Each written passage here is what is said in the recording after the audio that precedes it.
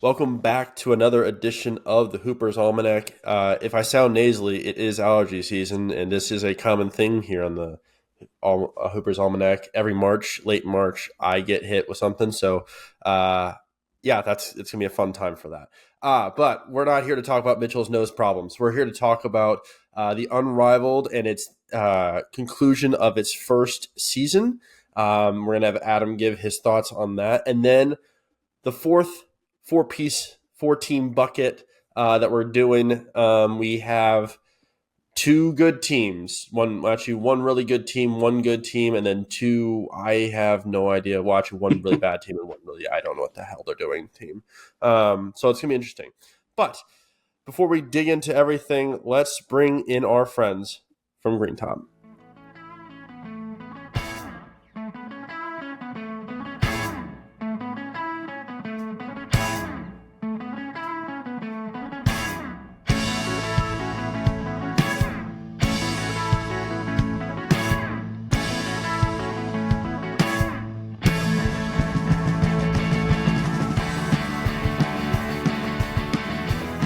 I don't know if we've ever both worn hats on the pod, Adam. I'm just now thinking about that. Yeah. You are wearing the Twins hat. I'm wearing the Mizzou Tigers like classic hat. I love this thing. It is so comfy, and I am wearing neutral colors all tonight. And Adam, you're Minnesotaed out over there. I am. Yeah, I went with the T Wolves City Edition from like 2018, 2019, right around there. T-shirt that was an in arena like giveaway. I found it on eBay for like $10, and I snagged it. And I was telling Mitch earlier, I had this shirt on, and I'm like, my hair looks nuts. What hat am I gonna go with? I was like, oh yeah, I have a Twins hat. So my hat game is all. People probably see me now. I've worn like a Yankees hat. Obviously, like I have Yeah, the Spurs one. I had every hat I own is all the American arenas or stadiums I've been to. So if that's I've pretty been to impressive. the stadium, yes, I have a hat of that team. I need I'll need to send that to our buddy Andrew Carlson, who you've yet to meet still, but he will be back. He will be on during the summer for the Anatomy of a Franchise when we do Timberwolves. I'll need to send him just a clip or a photo of you wearing that. My combo, Uh, yeah. I also have a lot of oh, family in Minnesota, so that's part of it as well. But yeah, that does help. yeah. Let's let's dig into it real quick. Let's talk about the Unrivaled. It season ended how many minutes ago? Like an hour ago. Yeah, about an hour ago. Yeah, yeah, yeah. Um, let's start here before we dig into the final game or whatever. Adam, would you classify this first season, this first iteration of Unrivaled a success? I would say yes. I would say yes with a couple things that obviously I think we'll need to get better. But Sure. I would say from a player's perspective, it's like a massive success. Like they're all making more than they make on their WNBA teams for Yeah. 3 months less work, and they don't have to travel abroad to go play for teams if they don't want to. They could just stay in Miami. The facilities were like top of the line for the players. Like they were like the Okay. very best of everything, and I think that was really appreciated across the board. Good coaching. I think the officiating was okay. I think it could have gotten, it could be better, but from that standpoint, like for the players, like if I'm a player in this league, I'd be like, this is a massive success. I think there are a couple little hiccups. I think it looked cool on TV for sure. It is a kind of a made for TV product. I know that the thing was, like think NBA bubble, is kind of like Yeah. what they're going for. And it certainly looked that way. It does kind of look like a stage, like it's a big event. I think that they Yeah. nailed that part of it. And I think the length of the court made sense. It wasn't too short. It wasn't too long. The players didn't look exhausted up and down the floor, but it also like has enough space where like you really kind of have something in transition. I think from that standpoint, it was really good, and I loved the target score ending. I think that made it much more interesting than like the free throw contest. Although, of course, the championship game was won on a free throw, on an and one. But it's like, look, I mean, how many games are ended on free throws? So it's like Yeah. actually, it would have been cool. I'm sure the league would have wanted like some really cool like game is tied, game winning moment. But they got a free throw. So I think from a player standpoint, for sure. I mean, they need more TV viewers. It's a made for TV product. They're not getting a huge gate receipts from the actual in arena fan base. So there's only about 900, I think, that it holds. So Hmm. it's not like an 18,000 seat arena where you're making a ton off of like just gate receipts. So you need the TV product to be good. So I mean, the viewership needs to increase, but I think if it once you have a couple years under your belt and you add maybe a couple of the players that we've talked about before that are Yeah. missing, it definitely is on the right track. It's just a really cool idea, cool league, and they pulled it off. And they only had to cancel one game, so that's great. I mean, despite some of these rosters being relatively small, so Yeah, I think overall I would say it is a success for sure. Like I would give it like a B plus A minus. Like it's been like really cool. Just a couple things that they could kind of like improve on. I totally agree, and I think you hit on something at the beginning. The marketing for the league was just like everywhere. It felt like, I mean, especially like on its major channels, and then I don't know what happened, but like post Christmas, I mean, more so like post end of January, the marketing just tailed off, and I didn't see any of it. Maybe that's just where I was watching stuff mostly, but it felt like that's how you were losing viewership. It was just the marketing was no longer there, and so that's one thing that I would just say was no more just like enticing to me to watch it was because I just didn't know it was happening or I didn't remember it was happening. You can't, for me, it was like you can't just like call it on these 3 days there's going to be games. It's not like it's the NFL where we already know every day is going to be Hmm. Sunday. But I do think just trying to take advantage of this time when NFL is over, NBA is like kind of in the mid-season form, and if people are not watching college basketball, are like, all right, hey, we got Unrivaled to watch tonight. That'd be Yeah. huge. So I think just finding a better way or more consistent way to market it would be my only thing I would say would make that viewership rise. I agree, and I think they found a good time in the calendar. Like you Mm. avoided football for the most part, right? Because they didn't play any on Sundays, while their football season. You only came in during the NFL playoffs, so you kind of it's in the back half of that, and then you're done. What, a day before NCAA tournament starts. So I think from that standpoint, that makes sense. Like where on the calendar it was, but maybe Yeah. like the days, could have been different. I do worry a tad. I think TNT and Max was a good partner for them. It had kind of a built-in, like they knew, basketball. You had Candace Parker able to work an NBA game one night and an rival game the next night. But next year TNT doesn't have the NBA, so Right. that like lead-in programming thing, like that is gonna be a little bit tricky for them to kind of sort out. Is like, okay, every NBA game I watched on TNT, I saw an Unrivaled ad at some point. I do think they decreased a bit They as have. And like the that's the season, one thing I was just trying to say was it yeah, did not feel like I saw, as much of it, yeah, later, and I wonder why that is. Or maybe just like the ad money was like, hey, let's like front load it so that way we yeah, can draw yeah. interest at the beginning rather than like trying to spread it evenly throughout. I think that, I mean, that's a fair strategy, especially as you're starting something.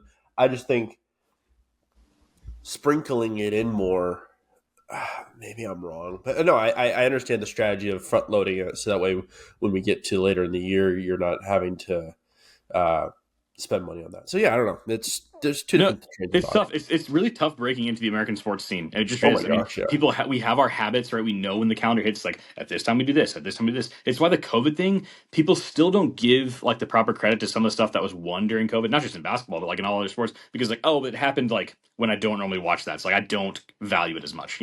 I think that's a huge reason why people had a hard time like coming to grips with like the NBA playoffs being in like Oh September. man.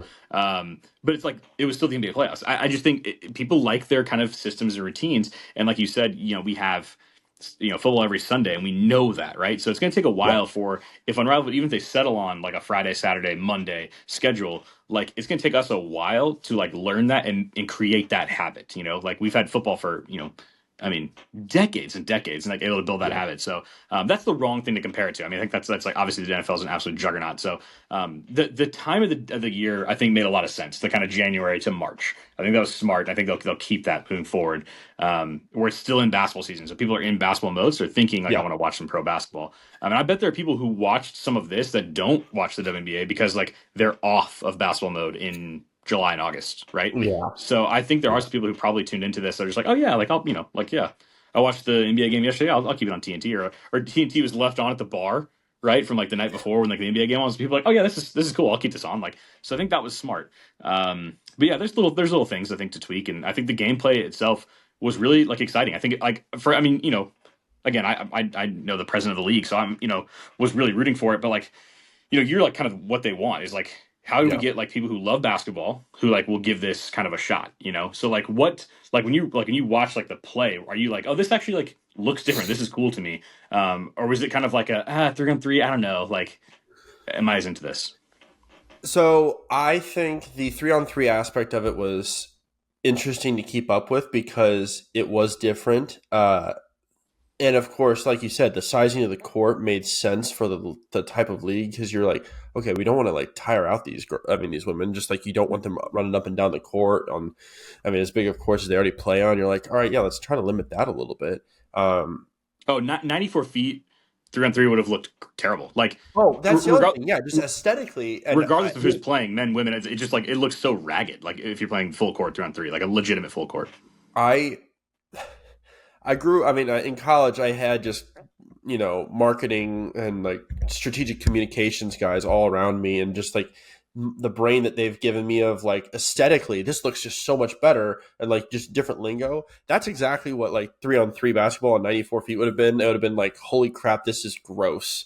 Like, there's just so much open space, so much like space that they could be working with, and they should have had two people. But I think the size of the court gave them a reason to only have three people on the court. It made sense to me. So, and then yeah, it just felt more free flowing type of play. I will say the one thing is this: if you're in this league and you're watching, or if you're playing in it, if you're watching the people playing it, you will notice people's mess up so much more. That's the thing. Or you notice their successes so much more. Yes, yes. I don't listen. I'm gonna pick on her, and I feel bad for it, but like everyone else has done it too. Every one of Angel Reese's like under the basket, like hits the bottom of the backboard or the bottom of the rim shots was posted on Twitter so much quicker, or was just so much more easy to point out because she's one of three people on the court. Yeah, there's Now so much she more might have, space. Yeah, yeah, yeah. yeah, it's so, yeah, like mistakes are so more easily pointed out, and successes are easily pointed out. So like, or at least much more noticed is probably the best way to put it. So I think that part of it was so interesting too. Is just like all the bad stuff is going to be much more noticed and like pointed at, and the good stuff is also going to be appraised and Yeah. like given the leeway and the time. But Well, I mean, like you're on an island. I mean, it's like yeah, it's like that's the you got to thing. get down Yeah, a guard. Like it's like you do not have two people behind you helping. You know, it's like you yeah, do not have built-in help. You can't play a zone. You can't. It's like you have to yeah get down and guard. And so I think that there are people who aren't as great defensively. They got exposed. You know, in these leagues in this league. yeah. And I think it was really interesting to see some of the people who like looked better in 3-on-3 than they would in a 5-on-5, and some looked worse. So I think that part of it is really interesting. But I want like very quickly just like shout out, I mean, so Rose Basketball Club won today, 62-54 in the championship game. Vinyl, huge upset over the like powerhouse that was the Lunar Owls, which is Nafisa Collier's team. They were 13-1 in the regular season, going to the playoffs, the 1-4 matchup. Vinyl was 5-8, and they or 5-9, and they beat Lunar Owls to get to the championship game. Kind of a crazy upset in a target score ending that was pretty exciting. Those games were last night, Sunday night. And then, yeah, today was obviously the championship game. So, yeah, so shout out to Rose Basketball Club. Chelsea Gray was the third player that signed on to this league. Obviously, the face of it was Nafisa Collier and Brianna Stewart. So, Chelsea Gray was the third person to kind of, really like put her name on the line and join this league. And so, pretty cool to see her leave Yeah. this thing with a championship. So, it was fun. It was a fun game, fun league. I mean, I think there's, they can only go up from here. It was really cool first season, great idea. And I think it's only going to get better as we go forward. I agree. There's of course, like we've said, room to improve, but there's always after 1 year you can't expect it to be fully perfect or fully like thought out yet. So Yeah. um, yeah, I'm excited to see what happens next for them and what they can bring in next year or what aspects they can add to the production next year. So it should be good. All right, Adam, let's dive into our 14 bucket. That sound good? Let's do it. All right, we're going to talk about the crappy team first just to get them out of the way. And yet, we're going to talk about a success of a crappy team. The Washington Wizards, ladies and gentlemen. Yes. On March 15th, they did what was damn near impossible in my mind. They beat the Denver Nuggets, and not only that, they beat the Denver Nuggets after they had four guys get 20 points in that game. That was the first shocking point that I wanted to like point out to you, Adam, is like how, and one of them was Nikola Jokic having 40 points, a 40, 13, and 9 game. I don't understand it. It makes no sense to me how the Nuggets lost this game. And This is maybe the that's Jordan Poole game winner. well, yes, yeah. This is the game where Jordan Poole has this pull up three or step back three that just every Celtics fan, me, Way has out. Yeah. has nightmares of, and remembers of 22. And Yeah. so you're like, and as an NBA fan now, it's like, okay, Jordan Poole on the Wizards. Everything has been like, hey, he's just like the jokes have always been, he's just going to throw up 40 shots a game. He does, but in this game, he was just he didn't shoot that many times. Only took 11 shots and was 7-11 and only had 19 points. The biggest like winner of this game for the Wizards was Alexander Sarr, with 34, 6 and 5, and the fact that he had 34, I mean, it makes sense. I mean, not we've all talked about Jokic's defense enough. It's not like he's an insane defender, and maybe it's the Nuggets not even, I don't know, just like taking it easy on the Wizards, making maybe think it was going to be an easy game. But the fact that Sarr still throws up 34 with we've seen the blunders he's had this year is pretty incredible. But I mean, we'll hit through the Wizards real quick. They are 30th in strength of schedule as the worst team. They're also fourth in pace. They play pretty quick, which makes for fun games more often than not. They just shoot a lot, Yeah. and Yeah. then worst offensive rating, and then third to worst defensive rating. Yeah. If you can do the math there, they are the worst net rating Yeah. at 15 and 51. Yeah. Adam, they're a gross team, and yet they somehow beat what some people consider one of the four contenders in the NBA In Denver. Yeah. Well, I mean, yeah, in it's Denver.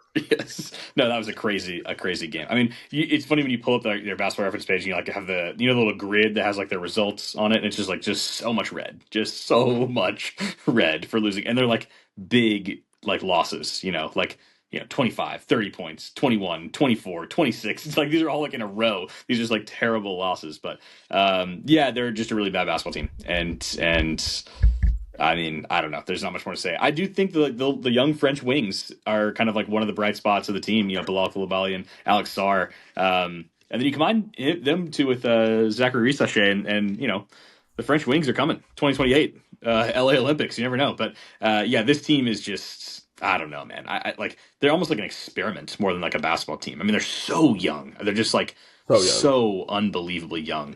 They The only are. couple guys they had on their team that were like kind of vets, like they've traded away or traded for, obviously in these the Middleton and Smart deals. But it's a strange team that like I don't know. Like I there's no reason at this point in the season to like grind like Wizards games other than a project like this, like ours. This is the problem. This is the project we're doing. They are the opposite of efficiency. They are 29th in field goal percentage and 29th in 3-point percentage. Gross is what I call that. I think the only team worse in 3-point percentage than them, Adam, you got to guess? In 3-point percentage. 3-point percentage. What is who has the worst 3-point percentage in the NBA? Orlando. Right, has to be correct. Which I almost wanted to talk about them this week, but which we kind of will, but not really. Yeah, Washington. I call Baltimore. Love you, buddy. They're gross. Your guy Koulibaly is going to be fun, and I do agree with Adam on that. My thing is this. So I was thinking about it. Part of me wishes there was a way that Atlanta could trade for Koulibaly, and then I'm thinking about Koulibaly and Dyson Daniels paired together on the wings and guarding like the two best wings on any team, and no one's scoring. And I don't know how it happens, but Washington probably would just stupidly trade Koulibaly away for nothing. I feel like that's a grand possibility. They've made bigger mistakes in the past. Yeah. Yeah. Also, and I should have asked Carl this. Do we know when they're moving to Virginia? No, I'm not sure that's for sure been set yet. Yeah, crazy that's also happening. Do they? My question is, do they also change names? Do they go back to like? Do they go like to? I don't know, Virginia Storm or something like that. I don't know. The But anyway, ABA team is the Virginia Squires. That'd be kind of fun. that'd be fun. A little bit of a No, callback. I mean the Wizards is such a terrible name. I mean it was changed to Wizards because of the gun violence stuff in DC, so that makes sense. But Yeah. like, I don't know why he chose Wizards of all, other than the alliteration. But that was Abe Poland, the old owner. But don't let me bore you with my knowledge of the Wizards. But who's the only player who's played all 66 games for them? Did you look at this? You love this stat. I do. I'm gonna do that. I'm gonna do this for every team. I Just so you know. appreciate that. Don't look it up. No, I'm not. I'm not. That's the thing. Because here's what I'm going to tell you. My screen froze as I was even trying to get there. I was going to guess Koulibaly, but something tells me it was Justin Champagny. No, neither. Both of those. Koulibaly's played 59, so he's close. But no, it's Bub Carrington. Played all 66 games. Talk about the next version of James Harden shooting 40% from the field, if I remember correctly. And then Corey Uh, Kispert with 61. Who Kispert's shown a little bit. He's a decent player. I just, I don't know. yeah, It's just, Kispert is the definition of a Gonzaga guy who came out and you're like, you could be a good role guy. There's been Chet might be the only Gonzaga guy I can think of that be like better than a role guy. Yeah, yeah. Suggs. Oh, Suggs. Yeah, Suggs could be better than that. Yeah, for sure. Suggs Yeah, and Chet, both coming yeah, from the same team. yeah. Uh, Um, and then Poole. I mean, yeah, 56 games. Yeah, Kispert's also he's 25 already. Like it's yeah, just one of those like yeah, when what? a guy stays in college for a while, it's like yeah, he's already 25. What should be like kind of like nearing his prime. But this is the worst team in the NBA, pretty clearly. And it's so funny that you have both the worst and the best team in the NBA in this bucket that we have here. Yeah, I had to do some offsetting here. I couldn't have the Wizards and then a like a mediocre team. I was like, I got to get something good in the end. So we'll end with them. You have a good to B plus great team, and then a I don't know what the fuck they're doing team. Yeah, Um, and I'm yeah. sorry to Adam's players who listen to this podcast and hear me cuss way too often. I do Oh, they don't apologize for care. that. They don't I care. know they don't care, but if their parents are listening, and to the two dads I met in St. Louis, I appreciate you. Um, there, who do you want to start with? You want to talk with the good or great or the really bad team? Yeah, let's go Lakers first. Let's go Lakers Okay, first. Lakers. So Lakers, my talk good to to me. great. I agree with you. This is a good team that could be great. They have Yes, the potential to be great, but they're yes, not quite there yet. So yeah, correct. Los Angeles Lakers, 41-25. They're fifth in the West. They recently halted a four-game losing streak. Three of those games being without LeBron James, and he also did not play yesterday against the Suns. So these two teams Right. play each other. So I back-to-back weeks had teams that played each other on the Sunday afternoon. It worked out really well for me. But this is a game I wanted to watch anyway because just the more I want to see, I just want to see Luka in LA more, kind of see how he's adjusting. I mean that trade colors the whole season and completely changed this team. I think for the better, but also just drastically changed the team. I mean, they became a much Right. smaller team. Obviously, you take out Anthony Davis, who Anthony Davis was playing really well.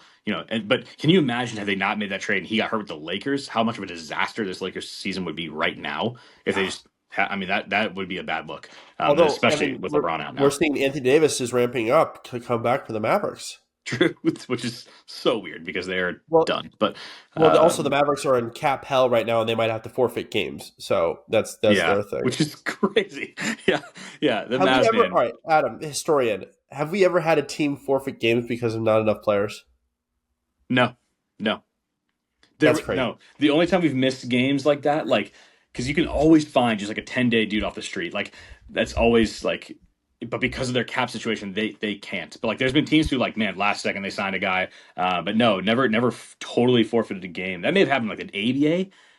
In the NBA, I don't think that's ever happened. The only time in recent history where I remember a game just not getting played, other than COVID stuff, obviously that was a Right. totally different thing. But there was a year where the Celtics and Pacers. No. There's a year where they only played 81 games because there a game got there was like a snowstorm in Boston, so they Hmm. didn't play, and they're going to move it to the last like day of like a day after the last day of the regular season, and then it didn't matter for either of them in the playoffs, so they just didn't play it. Like it didn't change their standings at all.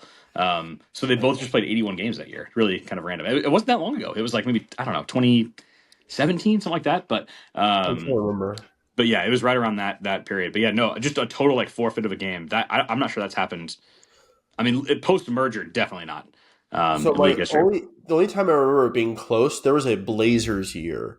Um, Yes, they had like 8 guys, 9 guys, whatever. yeah, I think they had to have a ninth guy just like who was hurt, but they just put him on the roster or put him on the bench. yeah. Um, And teams have played with eight. That's happened, but yeah, that never a forfeit of a game. So that's crazy. yeah, pretty wild. The Mavs, man, just what a fall. Just, Anyways, back to just the Lakers though. yeah. Let's talk about the better team. Yes, we've already done the maps. Yeah, Luca trade colors the whole thing, and Luca is starting to look very comfortable in Los Angeles Lakers uniform. He's starting to argue more. He's starting to kind of, yeah, he is turning I can't into do it. Luca. I Yeah. can't do it, man. I sorry. Let's go back a week and a half to Celtics Lakers when we beat them. But Mm. I texted our group and I said I don't think because Embiid without a doubt is my least favorite player to watch just because of the flopping fish and then everything. Luca might be number two because I think he's a very talented player and I want and he's always on TV. He's always on. But watching him look, argue, and just like say anything to a ref after every play in a Lakers uniform is just insane. All right. Anyways, rant's done. I think he's very talented, but that's annoying. Anyways, go on. And he's starting to play. He's starting to play better. Yeah, they're looking dangerous. I mean, who knew? Who knew surrounding LeBron and Luca with shooting and a rim running big would work? Like the Man, how have formula you to their seen that 2020 happen? championship. Like who knew? Who would have thought that? Yeah, this is the formula. LeBron's like best teams in his career are ones that have like either rim running big and a bunch of shooting, or just shooting and good defensive players. Like crazy concept. It's like when you have these two master creators in LeBron and Luca, which Luca threw some passes yesterday that again are just unbelievable. I mean, he Yeah. is an incredible talent. But and prior to his recent injury, LeBron was on an absolute tear. I mean, they looked really really good. They lost that four game losing streak. Which when you take LeBron out of the lineup, obviously a loss like Brooklyn can happen. So Yeah. the Celtics won. He played in the majority of that game, and they just lost. To a really good team. But yeah, some of these losses did not look great, and it's so tight between 2 and 5. That's where the Lakers are going to finish. They're probably not. They're not going to fall out of fifth, and they can't catch one. Obviously, that they're way behind that, but Yeah. they can finish anywhere between 2 and 5. And honestly, if they do kind of get in that 2-3 spot and kind of avoid Oklahoma City till the conference finals, they've got a great shot at winning a couple rounds and getting to the conference finals. I think the biggest question will be is the lack of front court depth going to hurt them in the playoffs. I think that could be a real issue against some of these teams who are just huge and can really attack them. But I don't know if they get like Houston, like I think they'll be okay. But yeah, there are a couple of teams I think that could punish them, and I think OKC is just way too many guys to throw at Luka and LeBron. But that would be a fun series to see if that's what ended up happening. But yeah, what are your initial? Oh, and I guess offensive rating 12th, defensive rating 13th, 21st in pace. Their expected wins loss is 36-30, and they're actually 41-25. So +5 on that is pretty impressive. Yeah. Obviously that helps when you have like the super high IQ players like LeBron and Luca down the stretch to kind of win you games. So, Right. but that is pretty rare to be a +5 in that category. So yeah, they've had a good season, and JJ has been a very good coach. He's got them prepared. They look, yeah, like they play hard. Like it's a real team that if LeBron is great going into the playoffs and like fully healthy, they're going to be dangerous. They're going to be very hard out. My theory is this that he's hurt and he's This is using this just time as a nice little yeah, rest yeah, moment.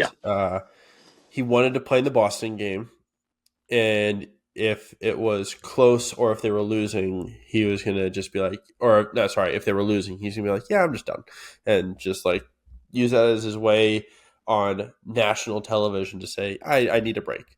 And I think that was to us nerds, we know what this is. yeah. And it's honestly the smart play. Yeah. Because Luca had his break whenever he got hurt, and not that he was not like rehabbing to come back, or maybe he wasn't, but it was just more so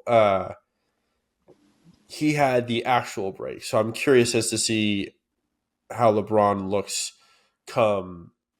I don't know, probably a week or so. I mean, I'm hoping he comes back next week as we have 2-3 weeks left of the season.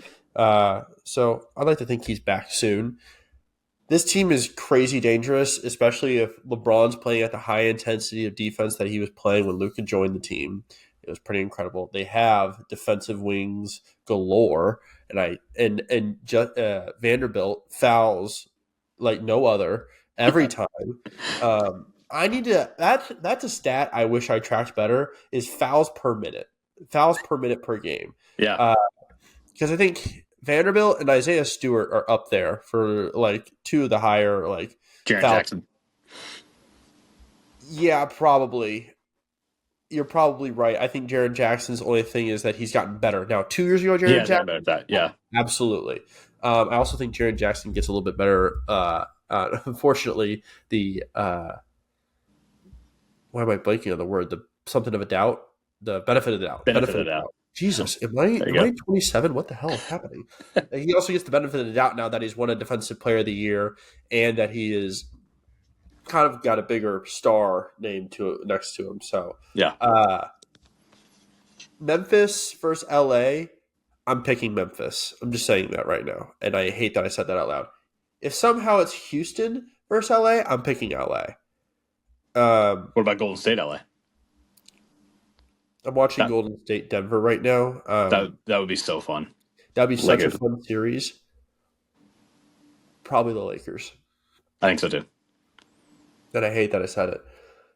No part of me wants to go up against Jimmy Butler in the playoffs, but then you got to think, oh, but no part of me also wants to go up against LeBron or Luca on the other side. So Yeah, like, yeah, two of the or biggest I'm playoff sorry, I killers should not just ever. say Yeah, Jimmy Butler. I mean, Steph Curry's also in the Warriors. You dumbass. Um, Jesus. Now here's my other thing, because yeah, it's two through five is a 2 game difference. 2 through 6 is a 4 game difference. Actually, 2 through 7 is a 4 game difference. Like it could be Minnesota, LA, and I would be all for that. that'd be a lot of fun. That'd be so much fun, and I think that would be the more fun series because LA. I mean, Minnesota has the guys on the other side who would want to play defense against LeBron and Luca.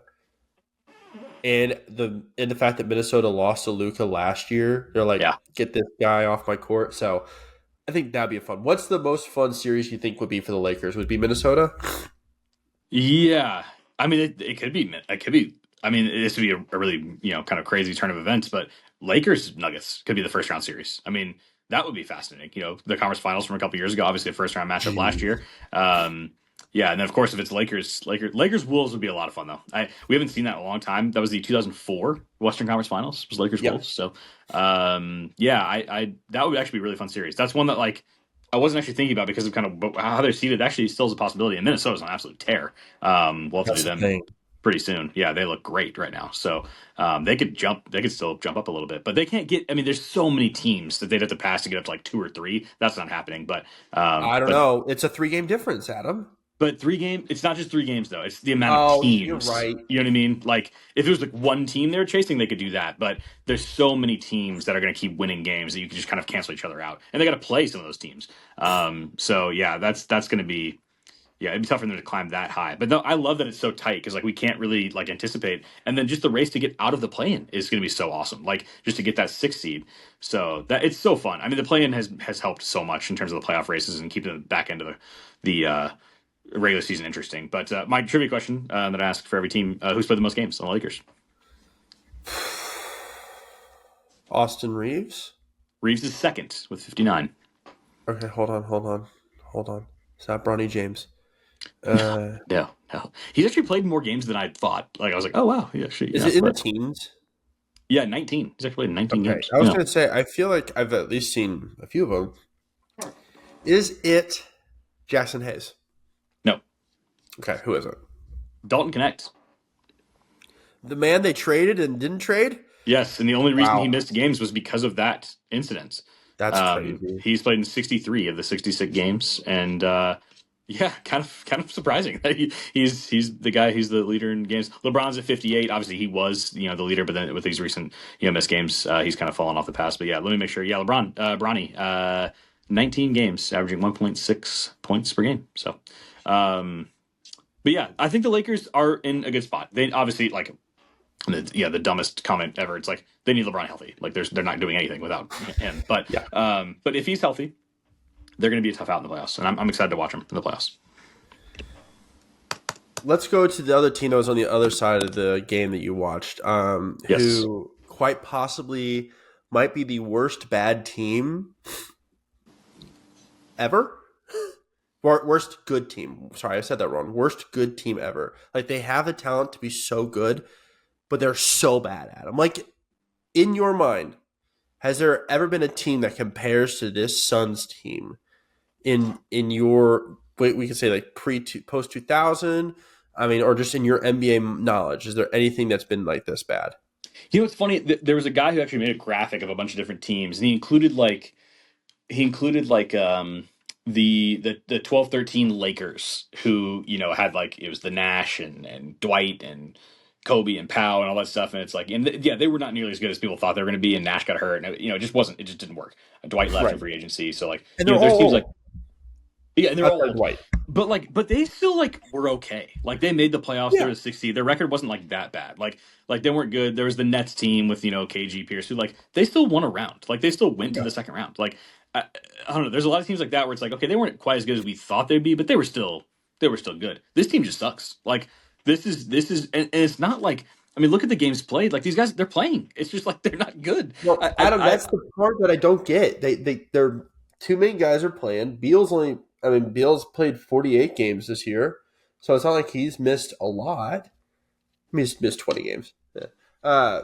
But that doesn't even matter because Beal's just like an average player at this point. Like he's Yeah. not he's just like a league average starting player. Like I really don't like. He's not what he was. He's not a 30-point game scorer anymore. Like he's fine. He's not terrible. He's not good. He doesn't really compete on defense. Like he's just kind of out there. Like he's not sinking your team, but he's also not adding much to him. He is just there. Like we have to treat Bradley Beal what he is now, which is just a league average starting shooting guard. But probably below average defensively. No, I So was gonna say you might be giving him too much praise. Like he is a bench guard at the best. yeah, I mean his numbers still are like okay, like you know, I I mean, mean yeah, it but just it's because he has to have the ball in his hands yeah, because he's no got to other guy. shoot. Yeah.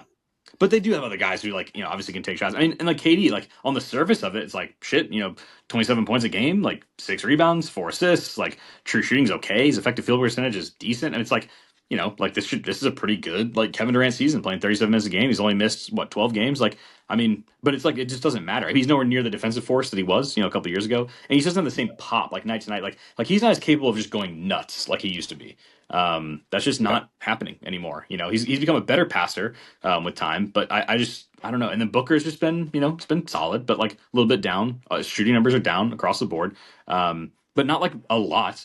No, the problem is players 3 through 12 on this team are just not good enough. Like I remember making that note as I was watching this game. I was just like, this team is playing with their like main guys.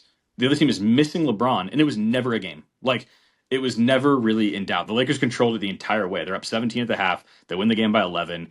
I mean, it was like threatened to get relatively close in the fourth quarter, but then Luka came back in, or Reeves came back in, and that was a game. I mean, it was just like they had no chance of stopping. Their defense is pathetic. Like it is just, especially at the point of attack, guys just get wherever they want. Luka said it on the mic'd up segment. He was like, I've never been this open in my life. Like I have so many open shots. It's like that. That is pretty indicting of the Suns' defense. I feel bad for Budenholzer. I think he's a good coach. This is clearly a bad fit. The players have like tuned him out completely. It has not worked at all. This is probably another coach that's a one and done, and he will go somewhere else and be successful. And he's been successful before, but this is clearly not a fit, and it's just not working. So it's a baffling team. It is an absolutely baffling team. Baffling is the correct word. My question is, there is the clear way, I think, in my head, that you fix this, or like that you get like some return of asset back and like start over with this team. Trade Devin Booker. Yeah. Got to. And Matt Ishbia said he's not going to do it. Right. And people have talked. I mean, we listen to a bunch of different like sports podcasts, so we take some thoughts and we listen to it. But like, I agree with the fact that Kevin Durant is not worth what people are thinking he's worth anymore. And why would I want the guy who has caused so many problems since leaving OKC? Like, not cause, but like been at the root of some of the problems. Like in Golden State, clearly he and Draymond weren't like this, they didn't get along all that well. And he kind of made everything in Golden State, like whenever he had the ball, he didn't like fit into the system. He made his own little system, and Golden State kind of played around it.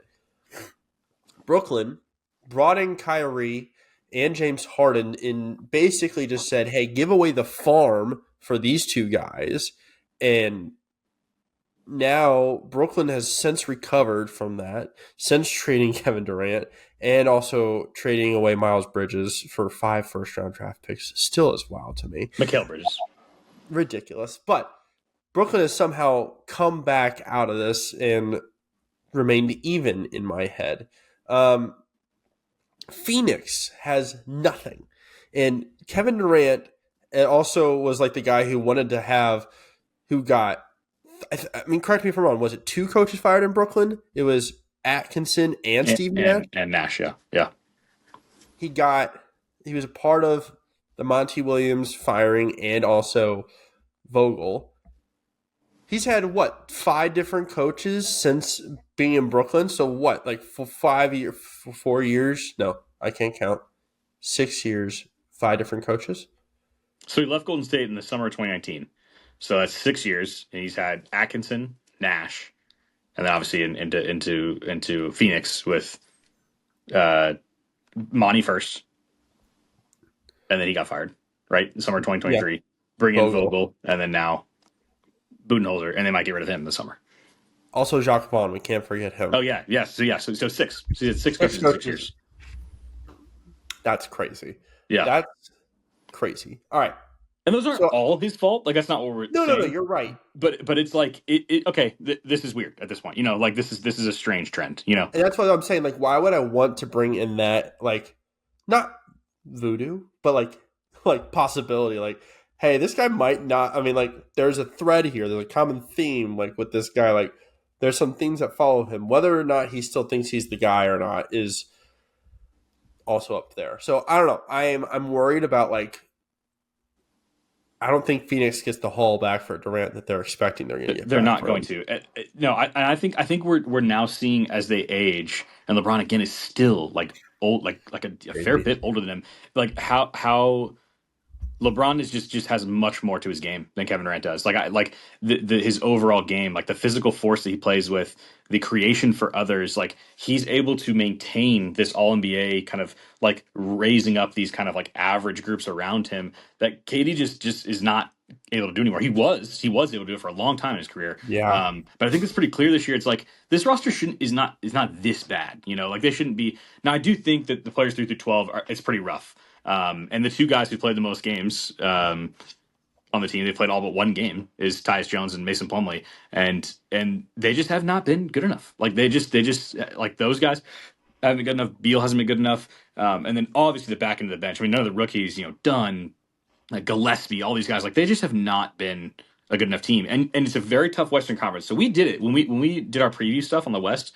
It was like, okay, we're gonna name all these teams, and we thought the bottom would be Utah and Portland, right? Yeah. Which Portland's been better than we anticipated, and the Spurs have been worse than we anticipated. Although I actually had their under, so I We actually had been their worse. under. I Yeah, was very high on them. If yeah. Wemby doesn't get hurt, I think I'm right. They So still might get there, but they still were not as good as I think we hoped. Especially if we would have known that the Spurs were getting De'Aaron Fox at some point in the year. right. But we knew we did the math, and we're like, two of these teams are not going to even make the play in. And we thought Yeah. New Orleans was super talented, and they've been much worse than we thought they were going to be. Yeah. And then Phoenix has been worse than we thought. So like the nature of a really talented conference is like somebody gets squeezed, especially when there's a team like OKC who has such a good record. There just aren't as many wins to go around. So Yeah. at some point, teams get pushed to the bottom that we did not expect. I'm just surprised it's Phoenix. I think that's where I've landed. It's like I thought maybe it'd be Sacramento, something like that, but it's Phoenix. It's Phoenix and Dallas really are the two that have like been squeezed. And Dallas, it's like because of obviously a whole host of reasons, but Yeah. almost like they don't even have anything to do with the on court product. It's just like what the front office has done and the ownership has done. So and then just like bad luck with injuries. No, the Phoenix thing is like it is crazy. It's been a long time since there's been a team like this. If I can even in my kind of living memory, I can't even think of a team like this because even like I said, those ones that have been disappointing, they still made the playoffs. Like they still were like 6 seeds, 7 seeds. Yeah. I mean, this team is they just suck. I was going to say, is it like the Rockets of the late 90s? See, but those teams like they were in the second round. Like Yeah, that's the thing. You're right. You're right. You're yeah, right. like they're like that's not bad. I mean, like it's not as good as we hoped, but that's not bad. I mean, this team is 31 and 37, 11th in the West, 8th in offensive rating, 27th in defensive rating. That's unacceptable for a team that like thought they're going to be a contender coming into the season.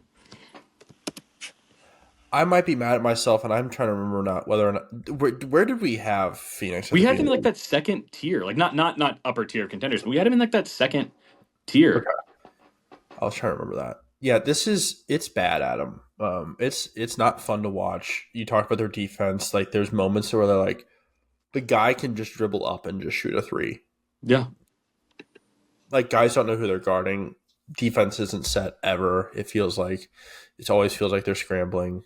Well, and they actually got like they got rid of Nurkic. Like, oh, that's going to solve a problem. No, like I mean, Richards has been fine, but like he was not going to be some franchise savior. I mean, No. it is just it's so dire, and then their cap situation is like a mess. So yeah, Oh, it's from the moment disgusting. Kevin Durant got there, like the team has basically gotten worse. I mean, they go from the finals in 2021 to the best record in the league in 2022, and obviously get upset by the Mavs in the second round, Yeah. 64 win team, to 2023 second round, lose to the eventual champion Nuggets, and they actually gave the Nuggets a series. They played the Nuggets the best that playoff run in the second round, and Yeah. then they get swept last year, and they don't even make the playoffs this year. So it's like they've gotten worse as this has gone on. So that it sucks. As someone who like loves Kevin Durant, I think he's just like a beautiful basketball player to watch. When he plays for Sure. Team USA, he's like a superhero. But Hmm. like like it's been disappointing. I'm frustrated. I'm sure you could tell in like almost the tone of my voice. Like this is a bummer that this has worked out like this. I'm sure you can tell by the tone of my voice. My nasal is going. My nasally issues are also bothering me, but I am also bothered by the Suns team as well. Well, Um, let's move on to your our last team here, and one that's much more fun to talk about. a could be historic team in the Cleveland Cavaliers, who had their winning streak snapped on Sunday by the Orlando Magic. I I said it last week off air, like, yeah, part of me wants to pick the Cavs because I'm like, there's a chance they were coming through a tough week of games, and I'm like, but if they make it to Sunday, I think they'll be fine. I was like, I'm just going to choose the Cavs. I did not think it was going to be the Magic that ended the streak. I Like, know, of all teams. Yeah, in and Cleveland I get too. it. Mobley was out, and I think this Cavs team is just completely opposite of the Suns. 1 through 9, I can guarantee will play playoff minutes, and I'm like, your role on this team to go do the thing that you're basically told to do, and you can do it well. And I think that's what's so fun about this Cavs team is like there is an identity, and there's roles that people know that they're doing, and like if one guy is slacking, like if Garland isn't doing well, Ty Jerome's like, hey, I'll just throw up and go get like 19 tonight or 18 tonight, and I'll just do like a little bit of like a point replacement. DeAndre Hunter has been a great addition Yep. and gives them so much lineup flexibility. Like he can play four, he can be a big three, a big wing, um, small forward, and uh, can give Struess the ability to go slide down as a shooting guard, basically, in some of these lineups. And I have enjoyed watching them. The Cavs this year, Adam, are second in points per game, are second are first in offensive rating, fifth in defensive rating, second in net rating, and the the offensive numbers for them are ridiculous.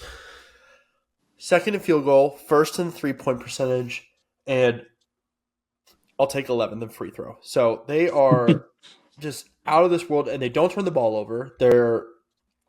They hold teams to low scoring, and then they are incredible at just making teams shoot inefficient shots and miss them when they do shoot. So this team is very tough, and they're my only worry in the East for the Celtics, and I feel like that's the only clear thing.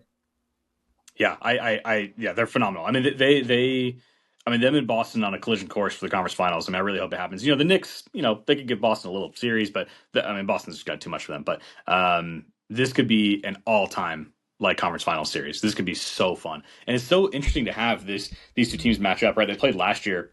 And none of us Yeah, thought it'd be a series, and it wasn't. You know, obviously Mitchell gets hurt, and you know it changes the whole thing, and they just weren't yeah, as good last year. They have found a formula that's like just so perfect for what they have. Kenny Atkinson has come in and like just tweaked a few things like on offense and has made them like I mean, it just kept it so simple. I think that's what I love about it is like when I coach basketball, I love like I don't want to call tons of sets. I want to keep it simple and play out of a flow. And I think the players that play for me and really understand that, like enjoy that. And yeah. this is what they do. I mean, there's it's like kind of a 5 out thing. Their cutting is like they make the smartest cuts in the league. Like Allen, Mobley, all of them so good. Hunter's a very good cutter. That was a great pickup. And then Ty Jerome is like has been so awesome off the bench and makes just Yeah, great decision after great decision after great decision.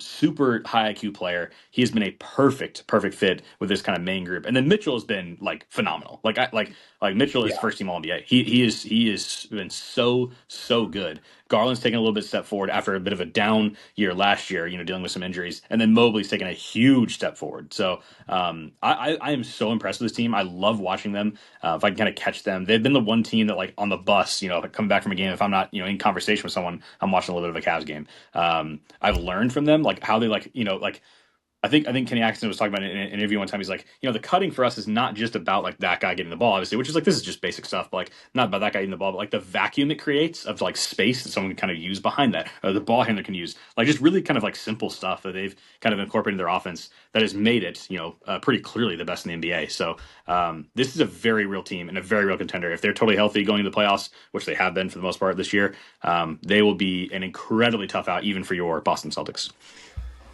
Yeah, they make me nervous, and I'm not happy about it. They should. They should. Yeah. The history of Boston and Cleveland post 2007 or since 2007-8 season is fun. It's painful at some points. If I want to think back to 2017 and then 2018 playoffs, both make me want to cry a little bit. They are they're really fun, and I was talking to Susanna about it, and Max Struess added to her punchable faces list. We have a running list of those athletes for her, for players and coaches in all sports. I don't think I dislike a single Cavs player. That's what hurts me is like I want to see them succeed. It's a If they super had, likable team. It really yeah, is. yeah. The only guy who could just jump into a river would be Dean Wade, and I have one game that this man decided the fourth quarter was the game of his lifetime against the Celtics, and I have like a dislike for K State as a Mizzou fan, but like that shouldn't warrant me wanting this man to jump into the Missouri River.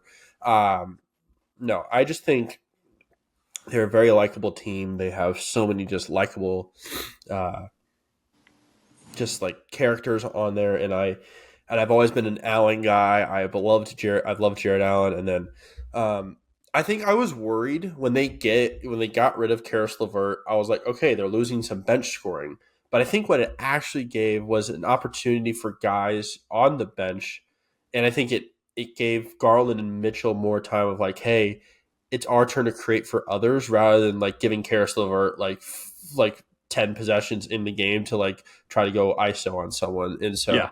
Yeah. um, And he was it, playing okay, but it's still going to always be better to have it in one of those two guys' hands than Karis LeVert. absolutely. And not only that, it's like I want a better defender in DeAndre Hunter. I'll take that. And like Yeah, I'm for sure. okay And giving up the a bigger minivan. defender too, right? That's Yeah, the and big part too. I'm also fine giving up the minivan in George Niang. So, Yeah. Yeah. that's I think we're okay with that. This team is just a lot of fun. So here's what I've been looking at. I've been looking at their path through the East. So, because we've said we think it's Boston and Cleveland in the Eastern Conference Finals. They could play Orlando again in the 1-8 matchup, which Orlando took them to 7 games last year, Adam. So And beat him yesterday. they beat them yesterday. Um, and then I'm looking at it. It could be Detroit, Indy, or Milwaukee that falls like into that. And Detroit's been playing well. We talked about it like a few weeks ago. Um, like who gives Cleveland the biggest like issue, you think? I think Milwaukee. I think they'd kill Indiana. I just think there's just way too much kind of to throw at like the Indiana's main guys, and then I think they're like Indiana can't get a stop against like decent teams, much less the best offense in the league. So Yeah. I think they would destroy Indiana. I do think Milwaukee offers like a little bit of a unique challenge, but they have the guys to kind of at least like try to match Giannis. Giannis might have a massive series, but there's again just too much depth for these other teams. I Yeah. mean, there's just too many options that they can kind of turn to, and they'll have home court for sure. But I have one question. Do you think they can beat the '09 Cavs franchise record for wins? They're on pace to do so. Do you think they actually do it? What is So the record? 66 wins was the '09 Cavs. So they're at 67 games. Yeah, they can do it. Yeah, they got So if they go 11-5 seven or and 11-4 the rest of the way, they've got it. yeah, they can do that. Yeah, I they should be mean, able to do that. Yeah. yeah, that can be very well done. I think I'd They, be excited to finally see just a non-LeBron team like in the finals, non-LeBron Cavs team in the finals. yeah, Um, that'd be cool. That's never happened. Obviously, they've never made the finals except with him. The 5 times with him. So yeah, so I think that would be a lot of fun. So Cleveland, you have my worries and my admiration. So I'm appreciative of this game. They lost to the Magic, losing Mobley, not great, but also there's parts of me that worries about wings attacking their wings. Like DeAndre Hunter is a good defender, but I also just know that like we saw it yesterday. It was just, I mean, Paolo didn't have a great game. Franz, all right, but like Anthony Black, crazy game. Two corner threes at the end of the game. I mean, to bring them to tie, and it was very, very fun game for him. I want him to be so good. I saw I his were. his little brother play in the state championship game in Texas about a week ago. Oh wow, there we go. Yeah, I just worry that Cleveland's defense gets better with DeAndre Hunter. My thing is still I worry about um, their defense guarding wings in the playoffs. And again, the balloons are back. the We love that. balloons. We don't know why, but the balloons just happened again. We're loving it. But yeah, No, I worry it's about the teams with multiple big wings. like the Celtics, Yes, um, like the Bucks, like the Magic. like the Magic. Yes. Yeah. So they're, but I still think anyone before the Celtics, I think it's over in 5 or 6 games. It Yeah, they doesn't just even can't. make. The It doesn't other even teams make just can't stop them. The Celtics are yeah. the only one that can consistently get stops on them in the East. Yeah, but Donovan Mitchell's playing on on another world right now, and not even Derek White can get in front of him. So Yeah, maybe we would just say Tatum. You know what? You go spend some time on defense guarding Donovan Mitchell. We'll see how that goes. yeah. Because I think Mitchell's been amazing. I think Jaylen Brown takes it too personally sometimes. Who's the only player that's played in every game this season? Man, it's not Ty Jerome. It's not Jared Allen. It's not Evan Mobley. It's not the 2 guards. It's definitely not Max Strus. Is it Sam Merrill? No, it actually is one of the bigs. Oh, is it Jared Allen? It's Jared Allen. He's played in all 67 games. Iron Man, Jared Allen. All right, well, I Texas apologize for that. native, Austin native, Jared Allen. Hook 'em horns, baby. I do love that. Anything else before we go, Adam? No, I think I'm glad we ended on them. That's a fun note to end on. Very excited to see what the Cavs do in the playoffs and down the stretch here. As do I, my friend. Thanks everyone for listening. Thanks everyone for following along. Go follow us on all of our socials. We'd appreciate it. And then go Celtics, go Spurs, and with all their pain and all their injuries that they've got going on, I just hope for the best for them. Just tank well. And then go Cavs. I said it. Gosh dang it. I'm going to hate it, but I said it. Have a great rest of your week, y'all.